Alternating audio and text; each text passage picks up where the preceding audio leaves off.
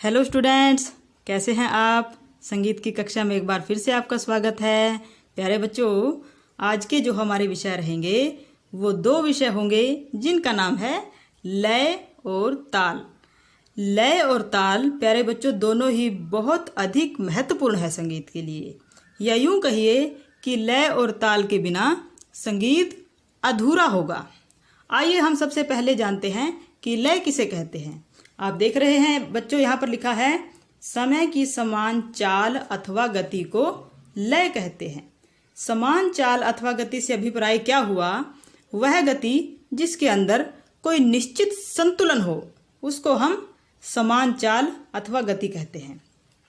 हमारे नित्य प्रतिदिन में हम जितने भी काम करते हैं, बोलना, घूमना, खाना इत्यादि, वो एक निश्चित गति, निश्चित संतुलित लय के अंतर्गत करते हैं और संगीत में इसी संतुलन को हम लय कहते हैं। प्यारे बच्चों, लय के 3 प्रकार होते हैं जैसा कि आप इन स्लाइड्स में देख रहे हैं। आइए एक एक प्रकार पर हम बात करते हैं। सबसे पहले विलंबित लय। प्यारे बच्चों, विलंबित लय वह लय है जिसकी गति बहुत धीमी होती है। आप नाम से ही समझ गए होंगे, विलंब अर्थात देरी, जिसकी गति बहुत अधिक धीमी होती है। मैंने यहाँ पर विशेषताएं भी लिख रखी हैं, आप देख सकते हैं।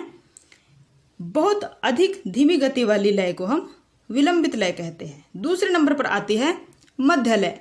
वह लय जिसकी गति न तो बहुत अधिक धीमी हो और न ही बहुत अधिक तेज हो, उसको हम मध्य लय कहते हैं। अर्थात जिसकी गति सामान्य हो उसको हम मध्य लय कह सकते हैं। तीसरे नंबर पर जो आती है प्यारे बच्चों, वो है द्रुत लय, जिसकी गति बहुत अधिक तेज होती है। अर्थात बहुत अधिक तेज गति वाली लय को हम द्रुत लय कहते हैं। प्यारे बच्चों, अगर एक मोटा सा उदाहरण देकर मैं आपको बताना चाहूँ तो आप देखते हैं कि घड़ी के अंदर 3 सुइयाँ होती हैं, जिनमें से सबसे छोटी सुई जो सबसे धीमी चलती है, 12 घंटे में अपना एक चक्र पूरा करती है, वह विलंबित लय को एक तरीके से प्रदर्शित करती है। जो उससे बड़ी सुई होती है जो कि 1 घंटे में एक चक्र को पूरा करती है, वह मध्य लय को प्रदर्शित करती है। और तीसरी जो सबसे बड़ी सुई होती है, सेकंड वाली, वो बहुत तेज चलती है, जो कि 1 मिनट में अपना एक चक्र पूरा कर लेती है। यह एक मोटा सा उदाहरण है बच्चों। घड़ी की तीनों सुइयां अपनी अपनी निश्चित गति के अनुसार चलती हैं, संतुलित लय के अनुसार चलती हैं। प्यारे बच्चों, मुझे लगता है आपको लय और लय के 3 प्रकार अच्छे से समझ में आ गए होंगे। अब बात करते हैं ताल की। तो प्यारे बच्चों, ताल किसे कहते हैं? लय को मापने की इकाई को हम ताल कहते हैं। अभी अभी हमने जाना कि समय की समान चाल को हम लय कहते हैं, लेकिन उस लय को मापने का जो पैमाना है प्यारे बच्चों, उसी को हम ताल कहते हैं। अन्य शब्दों में लय को मापने का जो साधन होता है उसी को हम ताल कहते हैं। प्यारे बच्चों, ताल के कुछ मुख्य भाग होते हैं, कुछ मुख्य अंग होते हैं जो हम आपको बताना चाहते हैं एक ताल के माध्यम से, जिसको कहते हैं 3 ताल। तो प्यारे बच्चों, आप देख रहे होंगे कि हमारे समक्ष एक ताल लिखी हुई है जिसको हम 3 ताल कहते हैं। और संगीत में हम तालों को लिखने के लिए इस प्रकार की लिपि का प्रयोग करते हैं। हम सबसे पहले बात करते हैं, आप देख रहे होंगे ऊपर 1 से लेकर 16 तक गिनती लिखी हुई है और ताल में इस गिनती को हम मात्रा कहते हैं। मात्रा से अभिप्राय क्या हुआ?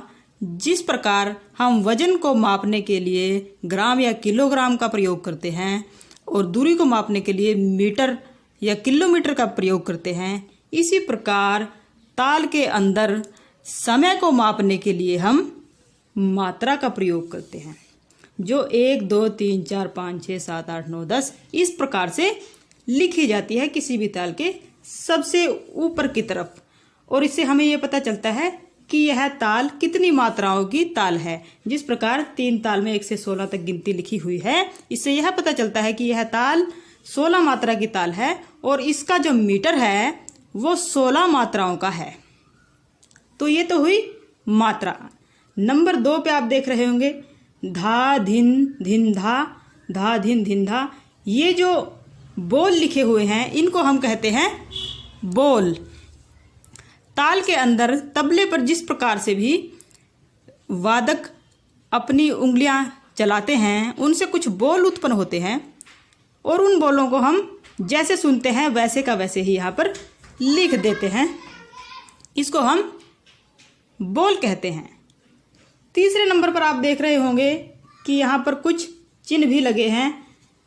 तो इन चिन्हों को क्या कहते हैं? सबसे पहला जो चिन्ह है इसको हम सम कहते हैं। ये जो गुणा का चिन्ह आप देख रहे हैं इसको ताल के अंदर हम सम कहते हैं। सम से अभिप्राय क्या हुआ?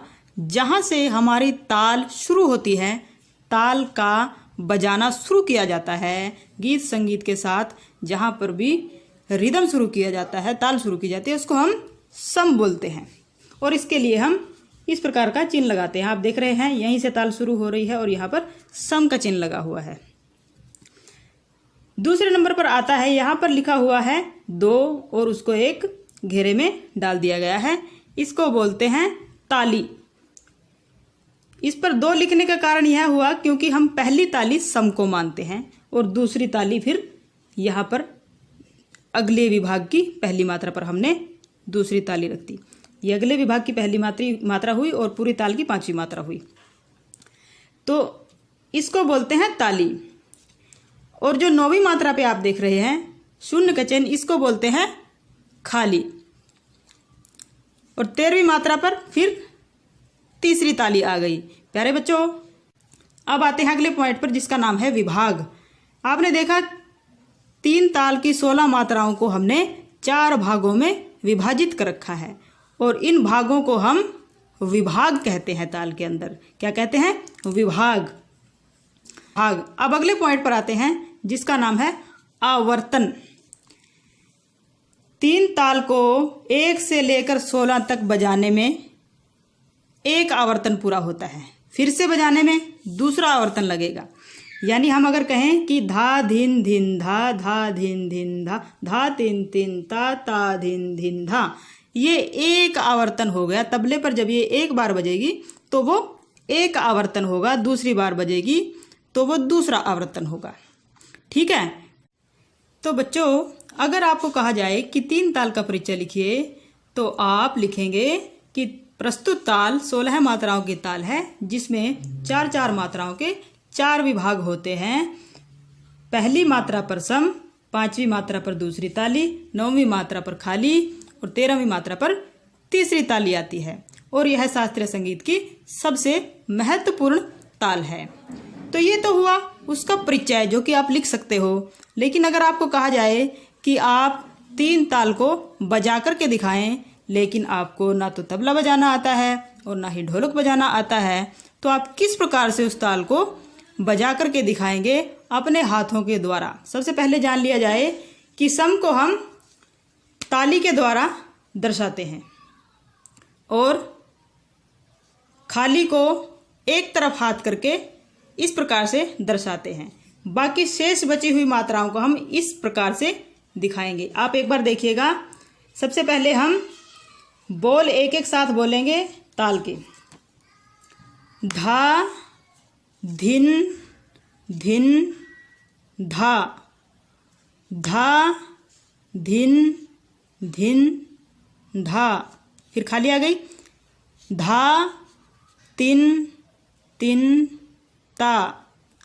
फिर तीसरी ताली ता धिन धिन धा। और लास्ट में फिर जो है सम बोल करके धा हम उसको पूरा कर देंगे।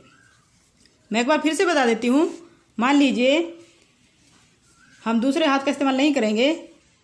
धा धिन धिन धा, धा धिन धिन धा, धा तिन तिन ता, ता धिन धिन धा, धा। इस प्रकार से हमने 3 ताल आपको बजा करके दिखाई है। ध्यान रखिएगा, सम के लिए और ताली के लिए एक ताली का प्रयोग करेंगे और खाली को एक साइड में ऐसे करेंगे और बाकी मात्राओं के लिए उंगलियों का इस्तेमाल इस प्रकार से करेंगे। जैसे धा पहली मात्रा हो गई, फिर धिन दूसरी, धिन तीसरी, धा चौथी और पांचवी, फिर ताली धा, फिर धिन धा, फिर नौवीं खाली धा तिन तिन ता, और फिर ता धिन धिन धा, और उसके बाद धा बोल करके हम ताल को पूरी करके दिखा देंगे। मैं एक बार फ्लो में आपको बोल के दिखाऊं। धा धिन धिन धा, धा धिन धिन धा, धा तिन तिन ता, ता धिन धिन धा धा। तो बच्चों एक बार मैं इस ताल का प्रयोग आपको एक गीत के माध्यम से, एक भजन के माध्यम से करके दिखाना चाहती हूँ, जिसके बोल हैं मन तरपत हरि दर्शन को आज। इसमें जो दर्शन का श है यहाँ से हमारा सम शुरू होता है और गीत हमारा सातवीं मात्रा से शुरू हो जाता है इस प्रकार से। मन तरपत हरि दर्शन को आज, मन तरपत हरि दर्शन को आज, मन तरपत हरि दर धा धिन धिन धा, धा धिन धिन धा, धा तिन तिन ता, ता धिन धिन धा धा। इस प्रकार से ये ताल जो है इस भजन में प्रयोग की गई है। इसी प्रकार से जो आगे हम राग करेंगे आप इस ताल को बहुत अच्छे से समझ जाओगे, साथ ही और जो दूसरी तालें हैं उनको भी समझ जाओगे कि संगीत में प्रयोग उनका किस प्रकार से होता है। तो मुझे लगता है आपको समझ में आ गया होगा। हमारा ये चैप्टर यहीं ख़त्म होता है। प्यारे बच्चों आपसे फिर मिलेंगे नई वीडियो के साथ। तब तक के लिए बाय, नमस्कार, थैंक यू, शुक्रिया।